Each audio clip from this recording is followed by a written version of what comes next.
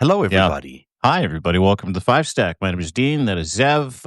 Narrative.org is where you can find Zev on Substack. Dean Blundell.substack.com is where you can find me as well. We have a banger of a show for you today, and we've decided to theme today's show, today's Five Stack. We run over the five most important stories that matter to democracy lovers in North America, specifically on both sides of the 49th parallel in the United States, where there is a bubble of bullshit that is currently encasing that beautiful country. And in Canada, we are still true north, strong, and free. We've got a free line of communication into the United States. This is what we do. We do it every day, 3 o'clock, the Five Stack. Tell your friends. Gift a subscription, sign up for free. We don't care. We just love spending an hour with you every day. And It's a little today's subversive, hey, what we do. Yeah. It's a little bit like, kind of Voice cool. of America from Canada. Yeah. Voice for Americans from Canada and for Canadians representing Canadian pride in the United States against the fraudulent war going on against Donald Trump. And today, I think that word really encapsulates the five stories we have for people today. Fraud with a capital F, scam with a capital S. Every single story today reverts back to the fraudulent personality, the fraudulent presidency, and the fraud, which is Donald J. Trump's entire fucking life. Zev, where do you want to start today, my friend? The Five Stack is the fraud scam today, and we'll begin at number 5. And the big story here is all about Trump's crypto. So apparently, a few months ago, you'll remember World Liberty Financial had this big event in the UAE. They trumpeted a company called Aqua One Foundation, which was their new partner company. Well, it turns out that this company, which gave them $100 million, does not actually exist. The company was created just 2 weeks after Trump visited the UAE in May, with websites and social media accounts suddenly appearing before the June deadline announcement. When pressed for evidence that Aqua One Foundation is real, corporate registration staff, financial backers, and World Liberty's PR team said they'd get back to the reporter and then went silent. This is funny because it's not unexpected from Team Trump, but they're making deals with ghost companies. Well, do you call them ghost companies or do you call them fraudulent fronts? Like, listen, when we talked about World Liberty Financial when it was established by Donald Trump ahead of the election, he's like, this is going to be great. I've started this new company. It's about crypto, World Liberty Financial, with my sons and my family. It's your way to buy crypto, to buy stable coins, to buy Bitcoin, and it's got everything to do with Donald Trump. Now, what World Liberty Fund really is an untraceable fucking organization and bank account for people to throw their bribes into Donald Trump's crypto bank account, which is now worth about $7.8 billion if realized, right? So if he sells everything, he's got $7.8 billion that he has made legitimately in 7 months, 6 months, shaking down organizations, shaking down companies, shaking down people for donations, and more importantly, shaking down different countries with this fucking tariff scam. Yeah. So when you think about World Liberty Financial, I want you to erase everything from your head, and I want you to approach everything that we talk about today, specifically this crypto scam, from a perspective of this is a rugging, this is a ruse, this is a scam. Everything that this man touches dies, and this will die too, but not before he tries to steal money from around the world by holding people hostage with his tariff extortion plan. That's a fact, Jack. Now, in this case, there was a actual transfer of money. Someone sent $80 million from a cryptocurrency account called aqua1.eth, or at least a wallet like that. But surreal money moved around, but still there's no actual company. And it follows last month, there was a major World Liberty Foundation investor, Andrei Grachov was one of the investors exposed by this one reporter. Now, he confessed to fraud in a Moscow court. So you've got this fraudster, you've got this company that doesn't exist, this phantom company, but someone did transfer $80 million through to this to World Liberty Financial. So you've got this. It's really strange. It's some strange stuff going on, and as you point out, it looks like a lot of front companies. It looks like LLCs. It looks like things that don't really exist, just things to hide ownership. Things that And don't have any attachment to or anybody that value. gives Donald Trump money. Things that don't have any attachment to anybody that gets the money that goes to Donald Trump. This is numbered company hell. I know people that have 200 number companies, Yeah. like 200 of them. Yeah. And the reason why numbered companies exist, the reason why companies, not companies, companies exist for people that have 200 of them is to insulate themselves from criminal activity, from tax fraud, from sending and receiving money. It's really, really fucking simple. It's like financial scam 101. If you know anything about financial scams, if you know anything about Donald Trump, if you know anything about the Bitcoin mafia and the whole crypto scam, this is one of the most important aspects of the crypto scam because it's untraceable. So if they find you and they find you moving money around in crypto accounts or exchanges, they'll say, where does this money go? And you say, hey, I got nothing to do with it because you've got 200 different companies that are a spider web that are so difficult to actually find that you'll never be able to prove it out, or it'll be too costly for any lawyer or any Department of Justice or any attorney general from any state to actually apply the law because it's such a loss leader and a waste of time. And Donald Trump knows this. And if you think for a second that Donald Trump and his family and his sons and Vladimir Putin and Z and every single person that's aligned with the access of assholes that we're just talking about, trying to reimagine the new world order, you're crazy. This is purely a slush fund for bribes, for extortion, for leverage, to enrich the Trump family, to enrich Donald Trump, and the entire purpose of this fraudulent fucking tariff extortion scam he's running. It's so good that you're linking the tariffs to the crypto thing because they are, in fact, linked. One is designed to destroy the US dollar's value, and the other one is designed to bribe the Trump family with benefits for doing just that.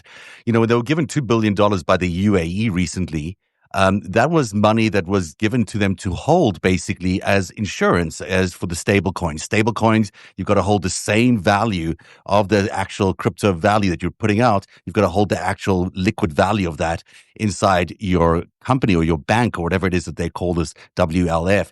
Now, they will hold this money to $2 billion worth of US dollar stable coin, but they will also be able to invest in that money and get returns every year. So the estimate is that just for this deal with the UAE, they get $85 million a year forever. If they just keep holding on to this $2 billion, which is an insane amount of money and, way too much for the Trump family. I mean, they should be stopped from making money. It's a dynasty creating thing. This is a family that's never made a fucking honest dollar. It doesn't know how to do it. They don't know how to do it. They know how to sell other people's stuff. No. They know how to do crimes. They know how to launder money. They do know how to do looking at all this Epstein stuff. I spent a lot of time last night trying to figure out what the Trump and Epstein business financial arrangement was. These guys had mirror kind of operations through Deutsche Bank, basically laundering as much money as they could through Deutsche Bank, which basically turned a blind eye to all of it. But, it's unusual that both and Deutsche Bank got dinged for it back in 2019, 2020. A few times. Right? This was their open policy. They just thought, well, we can't get any good clients, so we'll get some crooked clients. Money's money. Yeah, so they did it. Cost them a lot of money along the way.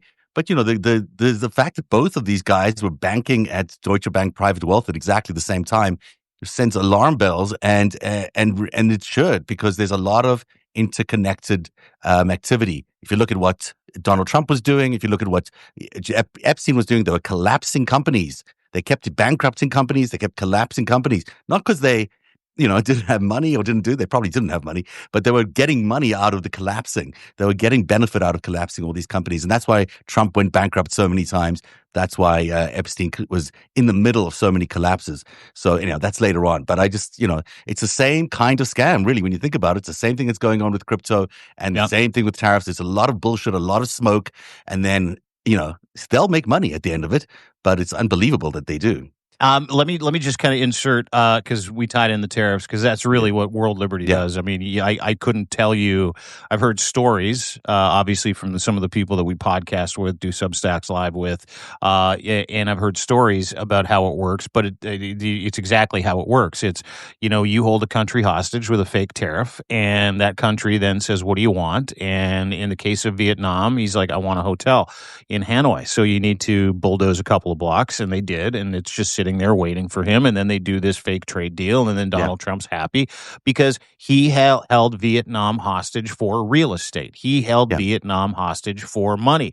Every single one of these tariffs, in no question in my mind, even with Japan, that he is holding these people hostage for some type of monetary payment, an endorsement deal, or to have them build a hotel in his name and slap his name on it. Now, here's how I think I know is because a couple of days ago, and it's just now starting to hit the news cycle, a White House insider who went unnamed. Now, this is featured on MSN, Daily Beast, several different really valuable Economic Times news websites, several different sources that are verified that a senior White House official, a matter of days ago, leaked to the press that it's all fake. Tariffs are fake. There are no deadlines. There are no tariffs. He's doing this for TV. Maybe the most damning revelation yet about Trump's chaotic second term trade war. Senior Trump White House official went on record and said what many of us knew: the fucking tariffs are fake. The deadlines are all made up. The deals are bullshit. He doesn't care about deals. He cares about two things: bending over a country so he can get hotels and money and extort a country. And then what he also cares about is being able to be the news cycle, to stay at the top of everybody's fucking feed. And that's why he's doing this, because every time he adds a tariff, everybody's like, oh my God, there's another tariff. And then everybody rushes in to ask him about it. What he wasn't counting on was this Epstein stuff bubbling up again. What he wasn't counting on was Elon Musk saying, I got the goods. He wasn't counting on that. What he wasn't counting on was him being unable to change the news cycle right now, Yeah. because he can't. Like we're circling the wagons with this Epstein thing. Oh, yeah. This Every is a major mistake. news outlet is doing it. Every influencer that hates him, MAGA, is circling the wagons. People are burning hats. My God, he lost Laura Loomer the other day too. We're looking at a very different, Donald Trump news cycle that he cannot change the channel on. And now we're going to be able to start tying some of these things together. We're going to be able to start putting pieces of the foundation together, brick by brick, because I can tell you this: not only is Donald Trump a fraud, not only are the tariffs a scam, but it is all designed to work together so that other governments, organizations, brands, companies, billionaires funnel money into his fucking pocket. That is a fact. It is a fact, and it's been a fact for these guys for a very long time. And when I show you the secret life of Jeffrey Epstein tomorrow, and I'm doing something with Lev tonight, just previewing some of that, you will see that, companies like Drexel. Do you remember a company called Drexel went under? No. Was a financial firm, went under mysterious circumstances. Leon Black was the owner at the time, or the managing director of it, and Milken. Remember Milken? Also well-known fraudster, junk bond guy. Yeah. Anyhow, these things both went. This company went down. In the process, Rudy Giuliani was one of the prosecutors. So the case was just disappeared after a while, and and in court, in congressional testimony, they said, well, someone had misplaced $400 million, and no one knows where $400 million went. Well, that $400 million, in all likelihood, went to Jeffrey Epstein, who was working there at the time. And as he was working at Towers Financial, as he was working at Bear Stearns, he seems to have found a way to be in companies just at the time of their implosion. And those sometimes implosion meant the entire market collapse. I mean, with Bear Stearns' case, it meant, even though he publicly resigned from the place years earlier, he was still involved with them financially. And, and Bear Stearns went down. We went into the 2008 financial crash. Cost a lot of people a lot of money, cost a lot of people their homes. Epstein is right in the middle of that. Epstein is right in the middle of that. And we'll show you tomorrow, or maybe even tonight, that there's a big payout that Epstein got from the federal government. the federal government paid off Epstein as Bear Stearns was being collapsed. And it's my opinion that he's probably one of the people who arranged the collapse. He's that guy. He was the collapse guy for a lot of these big corporations. So that's one of the big headlines that has just not come out yet, but I'm just beginning to talk about it after a lot of checking and double checking the patterns that we've been seeing this is the same data I had 6 years ago, the same interviews. But because I've got AI now, I can sift through this differently. I can, we can really analyze things in great detail. We can put up charts. We can look at these things very carefully.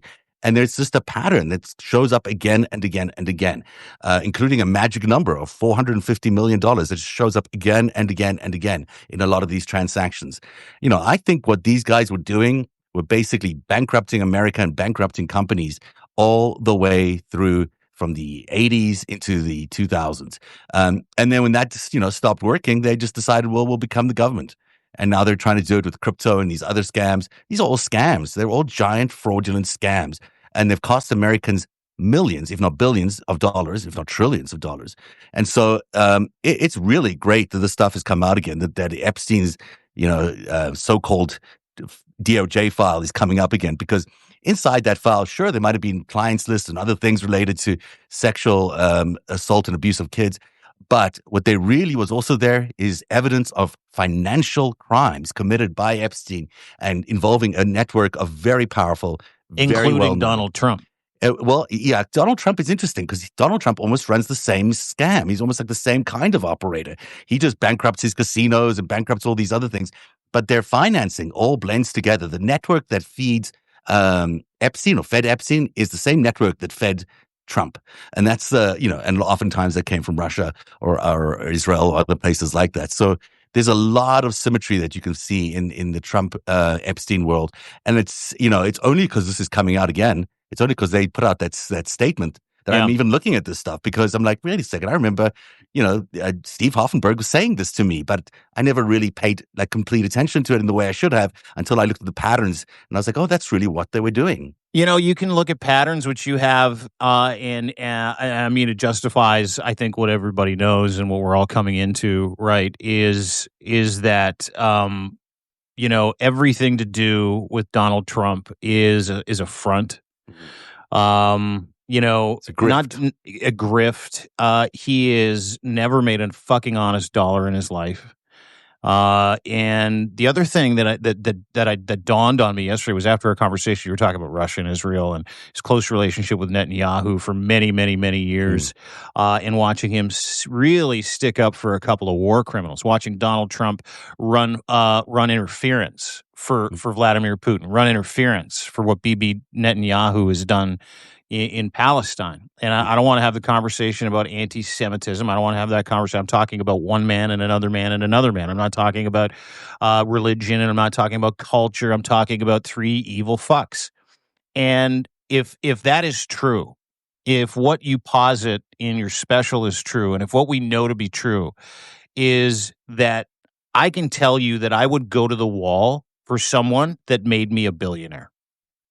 I would go to the wall for someone that kept shoveling me billions of dollars, me and my friends, to run an interference racket in the United States of America.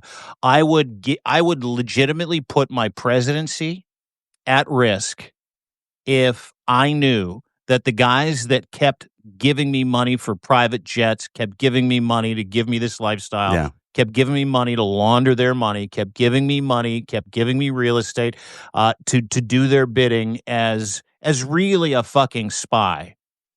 There's no way I'd drop the joke. There's no way that I would unmask myself. He will go to the fucking electric chair before he goes, okay, you got me. I've been supported by Russia. I've been supported by Netanyahu. All the money that I have, the entire scam that I've run has been run through the Netanyahu government and the Putin government, and both of them are dictators. And I'm sorry, I just want to go back to square one and be your president. That'll never fucking happen. That guy, it's not gonna happen. that guy will go to the electric chair before he gives up what we are all kind of coming into the knowledge of, and confidently too, and not just us. Mainstream media whispers of it. They're starting to go, fuck, it's undeniable. Every single independent media outlet, from Dean and Zev to Midas Touch to Michael Cohen to Lev Parnas, who you're on with tonight. Everybody's saying the same thing, from the Daily Beast to MSN, and now you're starting to see other people go, okay, well, let's look in, to the point where I can't remember what mainstream news outlet, but they were talking about it. Oh no, it was Pam Bondi. Someone asked her if in the Oval Office, this is like in the Oval Office, is Jeffrey Epstein a Mossad agent or an agent for a Yeah. foreign country? Oh, I don't know. I'll have to look into it. Yeah. I can answer that question for her.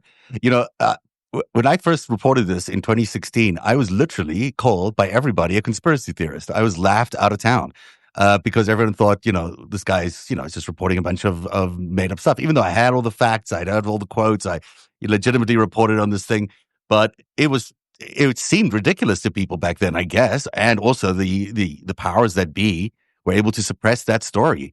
But it's validating in some ways to see it now show up in all these places, because it's undeniable now. I mean, it's undeniable when Epstein's benefactor Bibi Netanyahu flies into town for a meeting, and on the same day the DOJ announces that the case is closed on Epstein. I mean, they couldn't even wait a beat. They couldn't wait a night. They had to do it on the same day.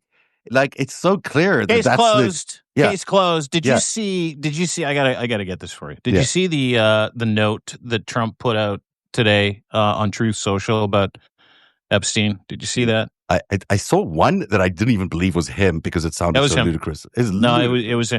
it was absolutely fucking hysterical. Yeah. And this is on the heels of him going off the other day in the Oval Office going, I can't believe you're still talking about Epstein. Why are you still talking about Epstein? He sounded like a bad Seinfeld episode. This is what he put out on Truth Social. This is unhinged. And unhinged is a nice way to say it. Sorry, I just lost it. Hang on one second. Here That's we go. okay.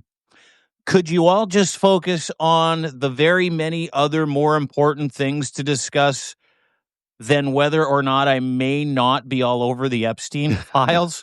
There was a big flood in Texas, huge flood as it relates to water. Many people died, many beautiful young girls, perhaps not so many beautiful illegal Mexicans.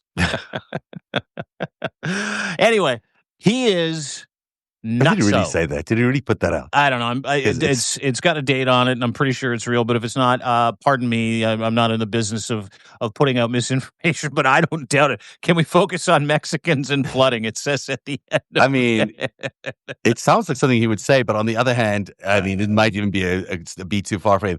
Look, it might be. It might be, but I mean, I think that's how he feels. I mean, it's kind of what he said in the Oval Office the other day, isn't it? Can we just stop talking about that? Can we just focus on us capturing Mexicans and people that don't look like white people? Can we just focus on the deadly tragedy in Texas, which I probably caused? Can we focus on that? Stop talking about this. And everybody's like, okay, let's talk about the deadly flood in Texas. And turns out the deadly flood in Texas, Kristi Noem waited 3 days to trigger FEMA, and a lot of people died because of it. So everywhere you turn, it will ask you about anything, Donald, but people, mainstream media, stay on. Yeah. Please stay on the Epstein stuff. The thing is about this Epstein story, and I know we're bouncing around a lot today because that was really a number two story, but the Epstein story is such a good wedge issue. It's such a perfect issue that can speak across the entire. It connects everything. It connects everything because everyone lost money in 2008. Everyone lost their home in 2008. So we're not talking about just this underage girl racket that they were running on the side in order to keep people in line. There is this other racket, this other giant racket of criminality that was feeding them billions and billions of dollars. And they crashed the economy at will whenever they wanted to in order to get those billions and billions of dollars out, which they then served themselves into other companies and into other ventures. And they never had to face prosecution because people like Rudy Giuliani was the AG or the mayor or whatever it was at the time, the prosecutor at the time. So you've got all this, it's so cynical. It's so dark. And it's what they're doing in the White House today with these tariff deals and the pump and dumps on these tariff deals or the crypto. It's all just fake money making because that's all they know how to do. Let me just back you up on that Yeah. with a really good. And by the way, you can go and read everything that I just put out on the Trump tariffs are all fake on my Substack, Yes. It's deanblundell.substack.com. really good. Full story is there. Everything sourced is there. Please go and check it out. If you're a subscriber, great. If not, don't worry about it. But bottom line is this: is everything can be encapsulated into the fraudulent nature of one Donald J. Trump and his tariffs and his relationship with Jeffrey Epstein in a letter that he sent to Brazil. Mhm. I don't know if you've seen this Yeah, this letter. is number one. This is story number one on our show Yeah, today. We we'll are we'll get bouncing to around. it. We'll No, get go to for it. it. We can go for it now because we're sort of just everything's Okay, so become a this is number hodgepodge. 4. We'll just turn this into number 4 then. It's just a number soup today. It's a instead of Number a 2. 5-stack, Number 1 is number it's 4 a now. fraud scam. That's what it is. The super fraud scam. Yeah. So, as you know, in Brazil, they had a guy like Trump named Jair Bolsonaro. Bolsonaro tried to take over the government. They stormed, the Brazilian Congress. They stormed the Brazilian government. They did a full on Y- coup attempt. I they mean, they were going to kill absolutely the tried. They current president. had some guys on side from the army. He's like, let's Yeah. kill the fucking guy that won the election. And then he fled to the United States, and Donald Trump let him in. He lived in Florida for a while, and now he's up on treason, corruption, sedition, wire fraud, murder charges in Brazil. And Donald Trump sent a letter to Brazil. Exactly the same form letter. His Excellency Luiz Inácio Lula da Silva, who's the president of the Federative Republic of Brazil.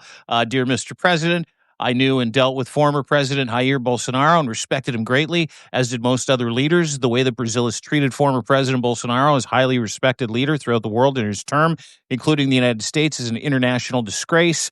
This trial should not be taking place. It is a witch hunt that should end immediately, due in part to Brazil's insidious attacks on free elections and the fundamental free speech rights of Americans, as lately illustrated by the Brazilian Supreme Court, which has issued Wow. hundreds of secret and unlawful censorship orders to U.S. social media platforms. He's talking about when they banned Twitter because Yeah. Elon Musk was trying to incite riots in Brazil, if you remember correctly. Yeah. Exactly what he was doing. Yeah, and threatening with millions of dollars in fines and eviction from the Brazilian social media market. Starting August 1st, we will charge Brazil a tariff of 50% on any goods and all goods Brazil products sent to the United States. Separate from sectoral tariffs, goods transshipped. Again, this is where the copy and paste comes in handy. He doesn't have to keep repeating himself. Goods transshipped to evade 50% tariff will be subject to higher tariffs. In addition, we've had years to discuss trading relationship with Brazil and concluded that we must move away from the longstanding and very unfair trade relationship endangered by Brazil and engendered by Brazil. I don't even know what these things mean. Neither does he. None of those things fucking mean anything. Please understand, 50% number is far less. If you add tariffs, we'll add more. Same thing, da. And this is on the heels of a Truth Social like campaign that he went on, where he was like, leave the president of Brazil, Jair Bolsonaro, alone. So what he's doing is he's threatening them with tariffs to stop. If they don't stop prosecuting Jair Bolsonaro, a fucking hardline, tyrannical dictator criminal who had people murdered so he could try to perform a coup on the duly elected government of the fucking country of Brazil. And he did the exact same thing in fucking Israel with Netanyahu, where he threatened them, said, I'll stop sending you all of our munitions unless you get rid of that trial for Bibi Netanyahu. It's unfair what you're doing to him. Every single one of these examples isn't just foreign interference. It is fucking treason. It is sedition that he's taking part in with each member of those countries, Netanyahu, Bolsonaro. So put that in your fucking pipe and smoke it later on today when you're going, what's his purpose? His purpose is to get as many fucking strongman dickheads like him in power and to keep those guys in power so that he can keep the charade alive. He can keep the fraudulent activity alive. He can keep screwing you over, and he can continue to march towards authoritarianism in the United States unabated, because that's the fucking game. Because just trying to line what you're saying there, he is threatening 50% tariffs on a democracy that is trying to implement its democratic rule of law by by imprisoning and putting on trial a former dictator who tried a coup. I mean, this is about as democratic a process as you can imagine what's going on right now in Brazil in terms of standing up for its law and standing up for its government and standing up for its constitution. But he thinks it's wrong. He thinks, in fact, they shouldn't be doing that. They should be letting the guy who wanted to overthrow the government free. And so if they don't let him free, he's gonna add 50% of tariffs to everything that they make. I mean, it's well, and here's the twisted. insane dude. Of course it's twisted. It makes no fucking sense. And here's how else it doesn't make any sense. Let me add this little nugget in for you. 50% tariffs on Brazil is a 50% surcharge. It's a 50% tax on the people of the United States when it comes to purchasing Brazilian products. So let me fucking just put this in layman's terms for you. Donald Trump is threatening to tax Americans at a rate of 50% unless Brazil lets Jair Bolsonaro go. Do you think Brazil's like going, okay. And they don't have a trade deficit with the United States either. That's the other thing. Brazil's like, go fuck yourself. As a matter of fact, Lula put a little note out today, was great, or yesterday. He's like, our sovereignty is our sovereignty, and we're not going to listen to you. This dude is a fucking criminal, so stuff it. I mean, he's just trying to push them further and further into the BRICS countries where they already are, one of the anchor countries. You know, interestingly about Bolsonaro, do you remember this? Then when a member of his official military detail was arrested en route to the G20 summit in Japan. This was a few years ago, obviously, because what was found on him? 39 kilograms of cocaine. So Bolsonaro's domestic flights were all about, apparently, or national flights were all about shipping cocaine. A little Brazilian booger sugar. Get it cheap there. Yeah. I mean, look, I'm sure it's very good. It's very good. I've never done coke. I'm one of those lucky guys that's never tried it. But I hear if you're going to get it from anywhere, Brazil or Colombia is really those are the two places. So, you know, as a hello gift from the president of Brazil, you know, if he's showing up to the G20 with a little, like, you know, a tote bag of 40 kilos of coke. Yeah, that's the guy that we should be letting off. That's the guy we should let off. And, you know, screw democracy. That's the guy we should be standing up for, Donald Trump. Thank you for threatening 50% tariffs on this guy, on this country because of this guy. You know, we've sort of skipped ahead a little bit here. I'm going to talk a little bit about Alcatraz and Alligator Alcatraz. That thing is story number 3. This is story number 3 now, I'm going to call it number 2, but we can call it number 3. Oh, it's number 3. We've only done 2. Yeah. Oh, no, we've done... never. No, we did 2. Now we did crypto as it tied into the tariff scam. That was number 5, and then the tariff scam was number 4. We're now at number 3. Hit it. Okay. Zev, so, where are we going next? The first detainees at Florida's Everglade immigration camp, dubbed Alligator Alcatraz, has been hospitalized due to deteriorating conditions. Migrants are being held in blackout tents with extreme heat, no showers for days, one meal daily, often containing maggots. 24/7 lighting is turned on in all of their sleeping tents, and swarms of mosquitoes. Someone described them as mosquitoes the size of elephants, which is really frightening. That's probably too big. That's probably an exaggeration, but I've seen big nevertheless, mosquitoes. You know, large mosquitoes. Now, officials claim the person who went to the hospital was returned and he's fine after 90 minutes. But the detainees saying they're being held as rats in an experiment and on the verge of mental breakdowns. I mean, it can't be a nice place to be. And if it's already experiencing all these problems on day 1, or whatever it is, day 3 or 4, what's going to happen when the place is fully stocked with people and it's, you know, run down a little bit? I mean, people will die in record numbers. That's the goal. It's a concentration camp. It's a death camp. It's a murder camp. That's the whole purpose behind the Trump administration and the big, beautiful bill. How can we be allowed to murder people and put concentration camps around the United States? Oh, I know. Tell everybody that we're being overrun by migrant criminals, and that way call it a national emergency, steal a whole bunch of money from FEMA's emergency fund and a whole bunch of other organizations like USAID, and we can build concentration camps in the Everglades. Let me explain some of the conditions, hell on earth conditions at Alligator Alcatraz, according to CBS, NBC, The Guardian. Firsthand detainee testimony and videos / accounts smuggled out of Alligator Alcatraz. Apparently, some of the guards, and here's a little wrinkle, Montreal company Gardaworld is supplying security guards, but it's also way bigger in the United States. It's just centered here in Canada. So they're in all 50 states in the United States. But anyway, let me give you some firsthand accounts. And Gardaworld in Canada, Mark Carney if you're listening, if you're watching, if someone knows him, you need to look into Garda World because this is fucking wrong. According to CBS, NBC, firsthand testimony, what life looked like for those trapped in this modern day gulag. No bathing for up to 4 days at a time. I've done that just on my own, but whatever.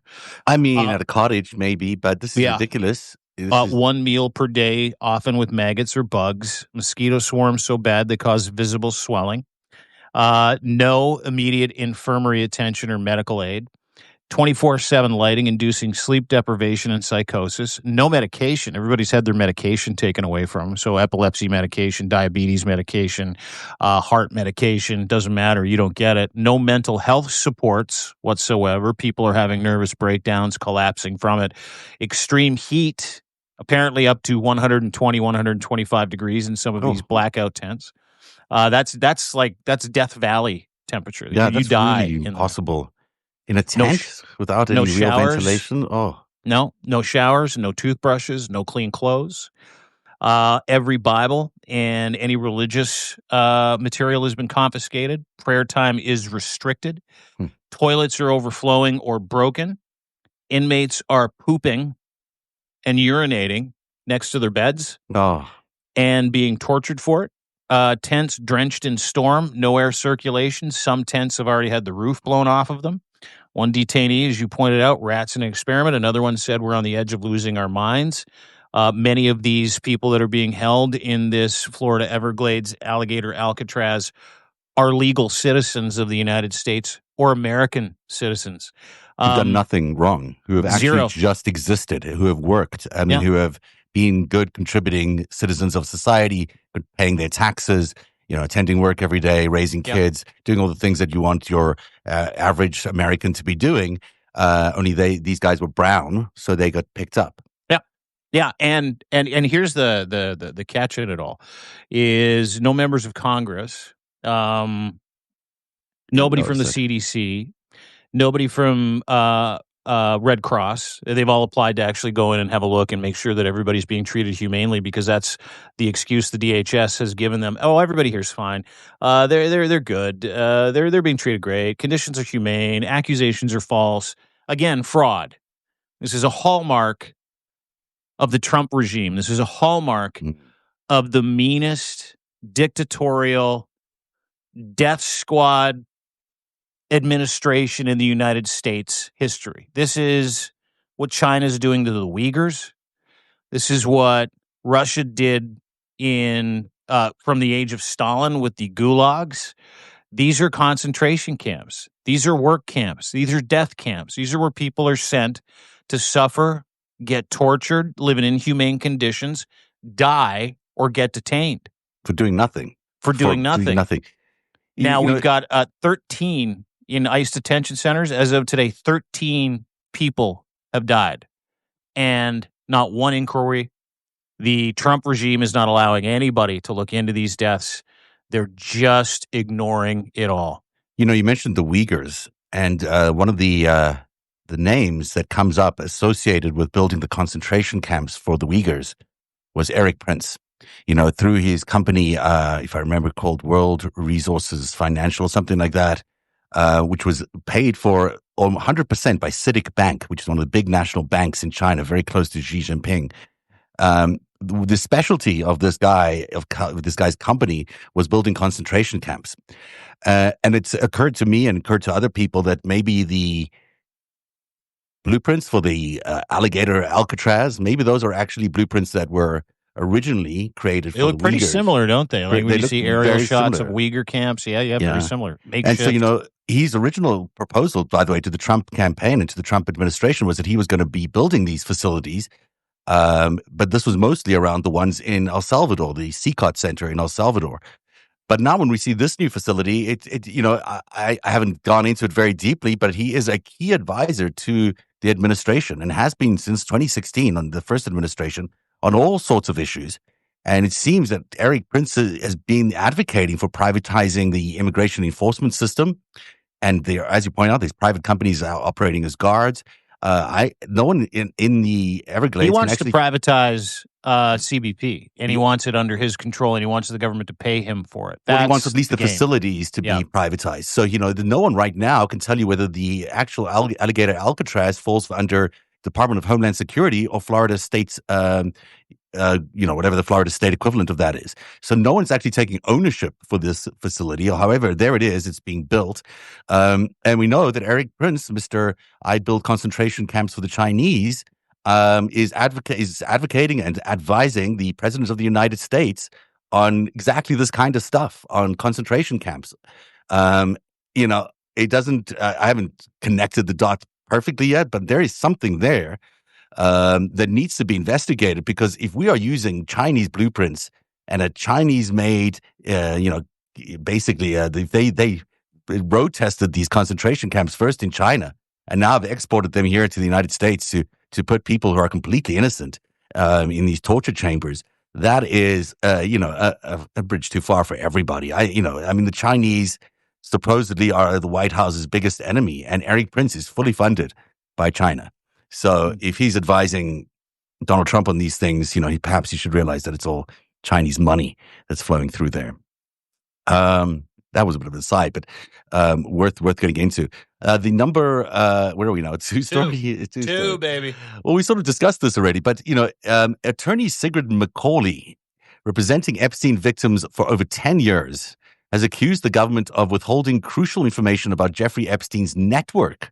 She says the DOJ and FBI are sitting on files from computer seizures at his New York and Florida homes, plus financial records that could expose his co-conspirators.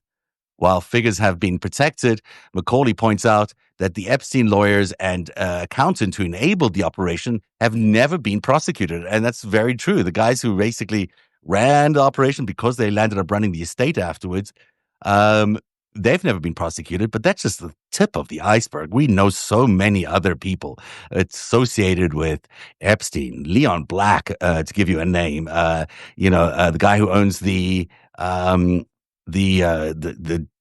not the down, what's the Boston? I'm terrible at football. Robert Kraft? Yes, thank you. Wow. Yeah. Thank you. New England Patriots? Yeah, that's what I was trying to say. Anytime there's like a sports reference you need some help with, I just go blank. I'm like, I don't know what to talk about. Anyhow, Robert Kraft is the name I was looking for there. Donald Trump is an associate of Epstein. Ghislaine was an associate of Epstein. And a great friend of Robert Kraft, who also got pinched in a massage parlor a few years ago, not far from Mar-a-Lago, when visiting Donald Trump, if you remember that correctly. It's a small little crowd in a small little town, and they all seem to operate, in very similar ways. But it is interesting that this lawyer, who's has been representing victims of Epstein for many years, is aware of the network's presence in those files. And yet we're still getting a no comment. We're not releasing anything else from the Department of Justice. This is a full-blown cover-up. This is a cover-up of gigantic proportions. But it's like, it's not just a small cover-up, because it's not just the president. It's the entire president's network of, rich, fancy billionaires that have been stealing money from Americans for decades. Crashing the economy and ruining people's lives, as they are in these prisons, do they not think about the humanity of what they're doing? Do they not think that I'm going to pull someone's father out of a family and throw them into a concentration camp where they won't be able to be a father to their kids anymore for a long period of time? I mean, this doesn't even occur to them? No, they don't care. Dude, they do not give a shit about human life. And that's well, we should be used to it by now. Yeah, I know. There is nothing. I never want to get used to it, honestly. I hope I never get used to this. Dude, yeah. I have gotten used to the idea that Donald Trump represents a large swath of people, not just in America, but around the world, who hate as a baseline, don't care about human life. Self-interest is the most important thing. Enriching themselves is the most important thing. They have the values of serial killers. Whatever means justifies the ends, right? And the means that the Trump admin, everybody around him, Jeffrey Epstein, generally speaking, certain dictatorial governments, those means don't value human life, never have. They don't care. They don't care about Kilmar Abrego Garcia. They don't care about Paula Calais. They don't care about Johnny Noviello, who died in an ICE detention facility. They don't care about moms being pulled out of their kitchen tables. They don't care about 85-year-olds on oxygen supplies living in nursing homes for the past 60 years legally, migrants being pulled out of their nursing homes, sent to CCOT. They don't care. Yeah. What they care about is looking like they're the fucking people. They care about this strongman mentality. They care about the show. They care about the perception in each one of these videos. They care about the perception of a strongman. They care about the and the odd part, and this is the thing that really kind of always shocked me, is that they found common interest with people in and around the United States, enough so that they could get 77 million people to vote for that. You know, and we're seeing the fruit of that labor. But again, a lot of those people that voted for him were fraudulently duped into the idea that Donald Trump, A, was here to drain the swamp, and B, was here to protect children and here to stop human trafficking of women and children, when he and his friends were the ones that were fucking doing it. And the entire goal was project what you're doing so that you can get into power and you can hide your dark fucking criminal crimes, your dark past. You can hide the human trafficking. You can hide every single fucking young, woman whose life you destroyed over the last 20 years. And I mean this when I say it. Every sign points to not just Donald Trump being a client of Jeffrey Epstein. Mm-hmm. It's almost as if the 20-year relationship he had with Jeffrey Epstein, he was a partner with Jeffrey Epstein in the pedophile honeypot operation, which is now known as the Jeffrey Epstein files.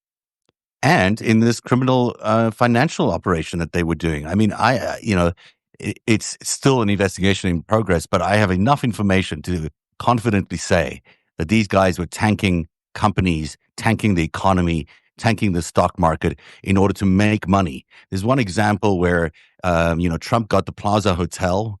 He got it the day, I think it was the day or day after the crash of the market. He knew property prices were going to be so low that they could go in and lowball it. Now, he didn't get it directed through this whole other process, but nevertheless, that's how he got it, which means he knew ahead of time that the markets were going to crash. When, I always remember 9/11, he had some foresight about 9/11. Other people had some foresight about what was going on in 9/11. There's certainly some people who didn't end up going to that building on 9/11 because they knew what was about to come. So these were people that were in his orbit. These were people who understood that the markets would crash and they could make money off that. Let's just I'll give you a more recent example too. Yesterday, before he sent that letter to the president of Brazil, before Trump sent that tariff letter, threatening him with 50% tariff if he doesn't stop prosecuting Jair Bolsonaro. Somehow, some American interests shorted the Brazilian dollar 4 hours before that letter went out. 4 hours. Someone. It doesn't surprise me one bit. I mean, these guys play the market. This is what they've been doing. When you look at the history of the Semyon Mogilevich, I always get that name a little screwed up, but, when you look at that part of the Russian mafia and the way, and Lev Parnas will know a lot about this today, presumably, when you look at how they made their money off these pump and dumps. Felix Sater, I remember him telling me the story of how he and Mogilevich actually did this together in the United States. They ran up a stock, they crashed it. They landed up getting caught. They landed up going to jail for a while. These things are not, Felix Sater did. These things are very predictable. We can see them. They've happened over decades now. So for them to be same Felix Sater that lived in Trump Tower, that hung out with him for 25 years. There was Bayrock, the floor below. Yeah. I've got over the years, I've gotten to know a few of these characters. So I know Felix Sater there was the floor below Donald Trump at Bayrock. They gave the Trump Tower in Soho. Below that was Steve Hoffenberg, who was my big source on a lot of Epstein stuff and was Epstein's partner in crime for many years. So this was an all-in-the-family kind of operation at Trump Tower. They basically filled the floors up with their with their fellow crooks of the family, and they kept crooking away. This was they did. They crimed. So there's so much rich information about the Epstein and Trump financial network that has never, ever been described. And it boggles my mind because I'm a good journalist. I can find things, sure. But why am I the only person ever reporting on this? You're not. There are more now. I mean, you were just 6 years ahead of your fucking time, right? Like, you're going to repeat a special tonight at narrative.org or tomorrow night that uncovered this 6 years ago. And I highly encourage everybody to go and get a subscription, sign up at narrative.org today. Don't miss that special tomorrow. There's no one better in the business of connecting dots when it comes to the darkness, which is the shit that we're talking about right now. So please go and do so, because I mean, you can believe your eyes and ears at this point, and because Donald Trump has stolen his second presidency, it doesn't mean you have to fucking believe a word that guy says. Don't, because he's lying. He's a con man. He's a fraud. His presidency is a scam. The tariffs are a scam. Crypto is a scam. The Epstein files, hiding them, covering them up, that's a scam. He is a career criminal. He is an adjudicated rapist. He is a 34-time felon. He is a terrible businessman. He is a money launderer, and wouldn't doubt it for a second if he's been working for foreign interests for the past 40 fucking years. Well, I wouldn't doubt it at all, because that's what the KGB did with him, and I wouldn't doubt it at all. And I would look at the Epstein was definitely working for Israeli military intelligence. I have it, proven up and down, and you'll hear about it tomorrow. And blackmailing American politicians. They were deathly afraid that Bill Clinton was going to be another Carter, and they did this because they created the Epstein persona and they sent him into America in order to make sure that that never happens. And they were successful. At the end of the day, they were successful. The number one story, I'm inserting into the countdown because we already did the number one story earlier on. This is the story. Linda Yaccarino has left X. This is the woman who came from NBC DEI Universal. hire? Wasn't she a DEI hire? I mean, it might have been for him. I don't know. My headline today, which I loved, so I should have offended some people, but I loved it as like the Linda Yaccarino's exit from X reveals you can put lipstick on Elon Musk, but he's still Elon Musk, because he really is still the same awful person. And if you know the reason that led up to her final departure, though probably it was they knew before that she was leaving.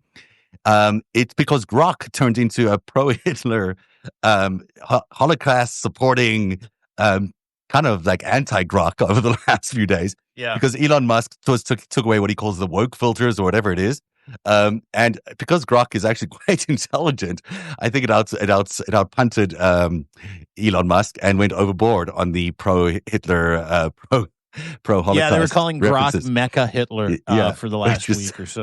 Really, I don't know if you've seen some of the replies too. Like, people are asking Grok, and this is the problem that we have: is that critical thought is going to go the way of the dodo bird, right? Everybody's like, "Hey, Grok, is this true?" No one bothers to research it on their own. Yeah. But you can't trust anything that fucking Elon Musk made, for crying out loud.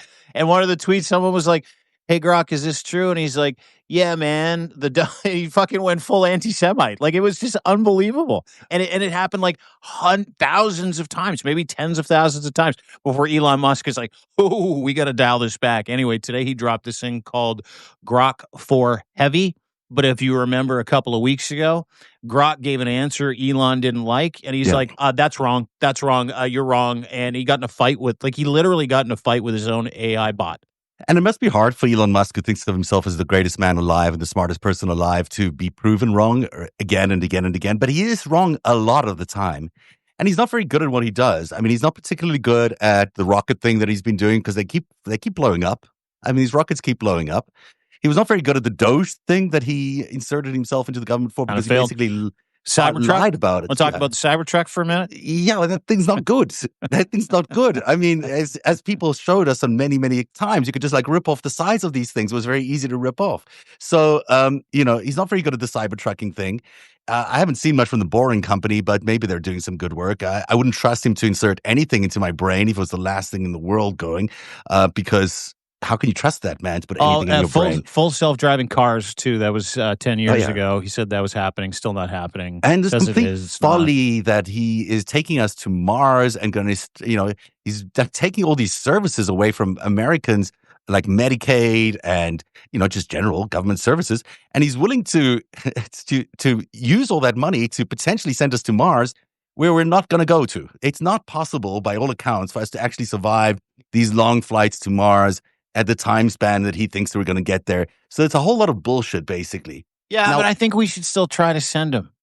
I mean, he should go. He should go, and he should take his 14 kids and his 14 baby mamas, and he should build the Martians that he's always wanted to be. And he can report to us every once in a while. Yeah, then we'll visit him in like 30 years, find out how all the inbreeding went. Maybe some of his adult sons at that point have spacesuits that have an extra armhole in the back. Yeah, whatever it is, who knows? I mean, they sort of deserve each other, but for kids, I mean, they don't really deserve him. But this guy that was sold to us like some sort of genius, which is sucking $38 billion out of the American economy, millions of dollars a minute, by the way. It's like it's so much money that's being poured into him, and at the same time, he's cutting all the availability for healthcare for people. He's like taking away U.S. aid. He's taking away AIDS drugs from people in Africa, which is the most successful program the United States and George Bush has ever thought of doing, was to stop AIDS in Africa, which was cost pennies. This program is not expensive,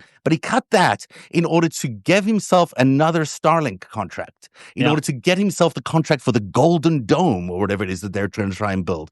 Yeah. There is so much self-dealing that he has absorbed a full $1 trillion of our budget. That's what Doge did. Of your money. By the way, of your taxpayer. He has no money of his own, really. No. He's neither does Trump. What, dude? Like, what do you? Are we? We're not missing anything. I mean, these are career grifters that have grifted, and they're all grifting together now. And this is what you get. This is the cabal of grift. Yeah, this is the perception. They're all frauds. Like Elon Musk. I was shocked the other day. I had a conversation with someone like Elon Musk, he invented Tesla. He invented space flight. I'm like, no. Two older gentlemen invented Tesla. One other gentleman invented SpaceX. He's invented nothing. The only thing that he has invented, this might come as a shock to you, is the Cybertruck. Oh no! He did a flamethrower. He did a flamethrower, but he didn't do that. Someone else did. And he decided to popularize and sell it. Okay. He's invented nothing. He's not a fucking inventor. No, he's not. He's not even a good salesperson. He's not a good dad. He's not a good business manager. He's a terrible fucking human being. That's the one thing they all have in common. They're terrible fucking human beings. He stood up on stage and did the Nazi salute. And, this is where he's at. So I'm okay, and I'm advocating for this broadly as I can. It's okay, I think, if America steps away from Elon Musk. I think it's time to cut the cord on Elon Musk and be finished with him. I kind of want to see him blow it up first. I want to see, like, if you're asking me how I want it, I totally agree. Yeah. Like I said, I hope both teams lose. Yeah. But if you ask me how I want this to play out, and it won't play out this way, let's play fantasy. Let's play fantasy, football, end of the Trump regime, end of Elon Musk. Yeah, is that Donald Trump, out of fear, nationalizes Tesla and SpaceX. Elon Musk goes batshit and releases a litany of information about Donald Trump and Elon and Jeffrey Epstein. The world goes batshit. MAGA revolts. Donald Trump gets arrested, or he has to leave office in shame. And then hopefully this is around the midterms. And I mean, I'm spitballing here, people. This is a dream. Yeah. Go through this dream with Hakeem Jeffries is the Speaker of the House at the time. Hakeem Jeffries is Speaker of the House. The entire Trump regime gets indicted. Hakeem Jeffries becomes the president of the United States, and they prosecute Elon Musk for crimes against humanity, fraud, maybe election theft, series of other things, treason, sedition, and they send everybody to the fucking Hague. That would be my giant wet dream. I mean, he's certainly, these guys need to be put up for a criminal prosecution. There's no doubt about it. I mean, what Epstein has done, and Epstein admitted it before this administration took office. Sorry, 1 second. He admitted it that there was that he was going to be put in jail. That had Kamala Harris won, he would have been put in jail, which is exactly where he should be because he has stolen so much money and he's rigged the elections. He operated for an adversary as a operative during an election process that was clearly rigged. We still do not know what Starlink did. We still do not know how whether some of those votes were changed or challenged or whether Starlink was able to siphon off this data and beam it back down. We just don't know. But we know that he stole a lot of data from the American people. We know that he's just created pandemonium. This guy should not be around. This guy should be. I just think we should stop. Just stop everything, Elon. Like cut off Starlink. Nationalize it, if you will. Never would. You know what? The things that have to happen, because Donald Trump and Elon Musk still need each other, even though they're going at each other. And a quick aside, beyond them, a quick aside, what are the chances that a South African Nazi that gave a Nazi salute on stage, not once but twice, a few months ago, just started the America Party? I mean, like, let's just have a laugh at that. They still need each other. The America Apartheid Party, yeah. Basically what well, that's what it is. Yeah, that's his platform, effectively. But I don't disagree. I just hope for that dream of mine to come true anytime soon. That would be nice. I love your dream. For Americans, for Canadians, and for the free world. Yes, I think it was a lovely dream, and I am supportive of it, as I am supportive of the deanblundell.substack.com Substack, which is amazing. And a lot of the stories you heard today on the 5-Stack originated from Dean Blundell's amazing Substack. So everyone should check it out. Everyone should subscribe. 35% off this month as a special because Dean is a lifetime good guy. Annual subscription. Lifetime. I love that people can, if you get your annual subscription today, that rate stays locked in for as long as you're a subscriber, 10, 15 years, 20 years from now, when we're still sitting around doing this. Right, Dean? Yes, absolutely. Yeah, 10. I'll be 72. That'll be great. We both will be 72. Could be sitting on our little rockers. Trying to figure out how to work a cell phone. Trying to figure out, is this on? Can you see me? I can't see you. We'll both be in diapers like Donald Trump, probably. Yeah, that'll be good. We'll laugh about the old days. We'll say, remember that? Remember when Elon Musk was... Yeah. I'll be back tonight at 7 p.m. I can't believe I'm doing a third one of these today, but I'm doing it today with Lev Parnas, and we're going to go through the whole cover-up of Jeffrey Epstein's file. The whole thing is such an obvious cover-up, and it's clearly to cover up for the fact that he's an Israeli agent. We'll explain exactly how we know that he's an Israeli agent, was an Israeli agent. We'll also be able to explain to you the blackmail operation that he did. Plus, we'll show you the financial network and the incredible, ability to tank these companies, to tank the economy. We'll go through all of that tonight with Lev. And then tomorrow at 9 p.m., there's the special report where we're re-airing the secret life of Jeffrey Epstein. You can tell I've been up a lot. It's not trying to edit this thing. No, I appreciate the work, though, dude. I'm really. It was nice to see all the stuff again. It was good to get all the stories back. I'd lost so much information, and I'm really looking forward to sharing it with everyone tomorrow. So you got to feel justified a little bit, like that reporter from the Miami Herald that was reporting on Epstein that was widely criticized, and all of a sudden she was vindicated. Yeah. I do feel somewhat vindicated. I mean, it's weird how few people even noticed the reporting when it came out. And yet it was noticed by the right people. Like it certainly was noticed by the Trump people. It was noticed by the Epstein people. And what was amazing about that series is, we started it 5 days after he was arrested. And within 3 weeks, he was dead in that jail cell. And it's been a bit of a, I've had this concern all along, and that's why I actually stopped the series soon afterwards, that our reporting may have contributed to that, because we were the ones exposing the fact that he was an Israeli spy and that there was all this, and we had very good, very, very good sources. I told, when I woke up that Saturday morning and found out Epstein was dead, I called Hoffenberg right away, because Hoffenberg was his partner for many years and a friend to some extent, even though he went to jail for his crimes. And Hoffenberg was in hospital that morning in Boston, or just outside of Boston, having a procedure. But he took the phone call anyhow, and I said, Jeffrey died last night. He freaked out so much. He started screaming so much out of fear. It was absolute. This is an old guy, 70-something years old, just complete fear. He called the doctor in. He would not let me put down the phone. He said, I want you to stay on this phone. I said, what's wrong? What's wrong? And he's like, if they killed him, they're going to try to kill me. And I said, who? And he said, Trump. And I was like, and then he calls the doctor in, and he says, I don't want anything done to me today. I don't even want to be in the vicinity of any medical person today. I want no and medication. I don't want no drips. I don't nothing put into my body at all. And he made me sit there on the phone with him for like an hour while he was trying to reach his assistant, because he was deathly fearful of his life being taken that day, because he was so sure that the night before that Epstein's life was taken by Trump, not directly, obviously, by Trump, but by some association of Trump.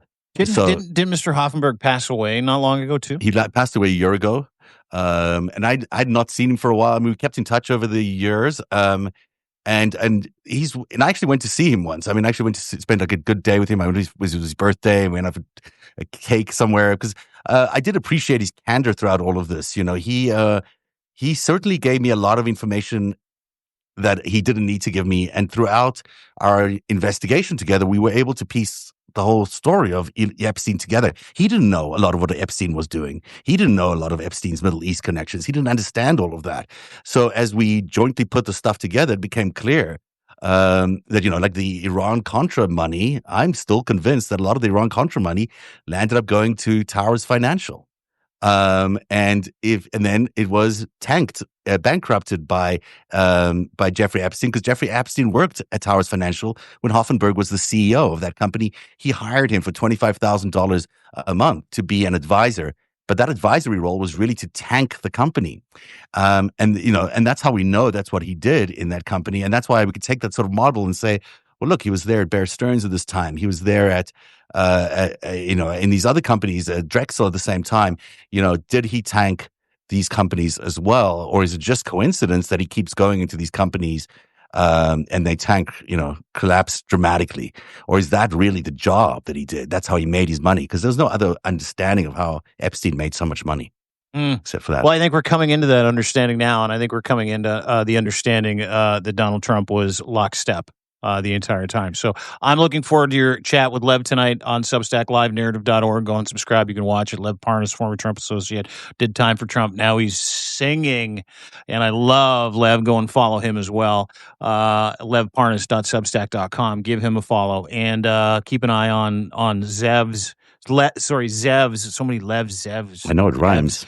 On his narrative.org site, because he's going to rerun that special 6 years ago, which really sort of, put him in a tenuous position professionally, because he was right.